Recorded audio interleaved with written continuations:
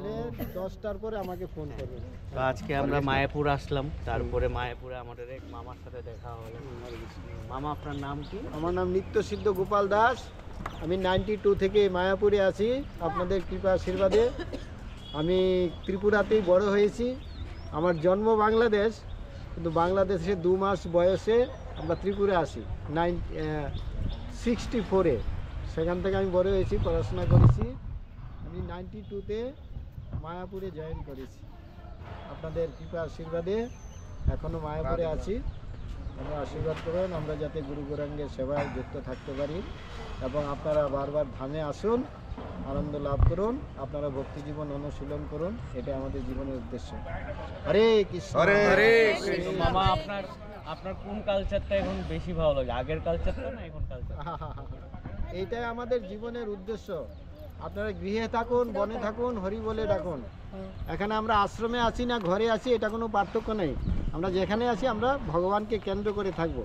আপনার গৃহটা ভগবানের গৃহ, সেখানে ভগবানকে রেখে, রাধাকৃষ্ণকে রেখে, ভগবানকে সেবা পূজা করে আপনি চাকরি করুন, ব্যবসা করুন, যাই করুন, এটাকে বলা হচ্ছে আদর্শ গৃহস্থ জীবন। যে গৃহে ভগবানকে নিয়ে যারা থাকে, সে ব্যবসায়ী হোক, চাকরিজীবী হোক, যেই কেউ হোক, সে হচ্ছে আদর্শ গৃহস্থ জীবন।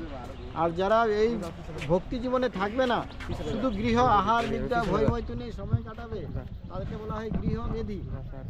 গৃহমেধী মানে পশু পাখিরা যেরকম একটা উদ্দেশ্য, আহার নিদ্রা ভয় মৈথুন। মানুষ চিন্তা করছে কোথায় খাবো, কোথায় ঘুমাবো, সন্তান। পশু পাখিরা তো এইগুলাই করছে। কিন্তু ধর্মহি তেষাম অধিক বিশেষ।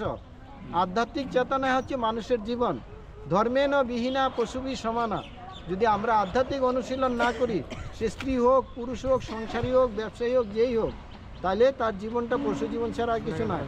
একটা পশু ঘুম থেকে উঠে ছুটছে, কোথায় খাবো। আমরাও ঘুম থেকে উঠে ছুটছি, কোথায় খাবো। খাওয়া হয়ে গেলে পশুটা একটু বিশ্রাম করতে চাইছে, আমরাও বিশ্রাম করছি। পশু একটা সন্তান জন্ম দিচ্ছে, আমরাও জন্ম দিচ্ছি। তারাও একদিন মরে যাবে, আমরাও মরে যাবে। তাহলে তাদের সাথে আমাদের কি পার্থক্য রইল? ধর্মহি তেষাম অধিক বিশেষ। এই আধ্যাত্মিক চেতনাটাই হচ্ছে মানব জীবনের জন্য।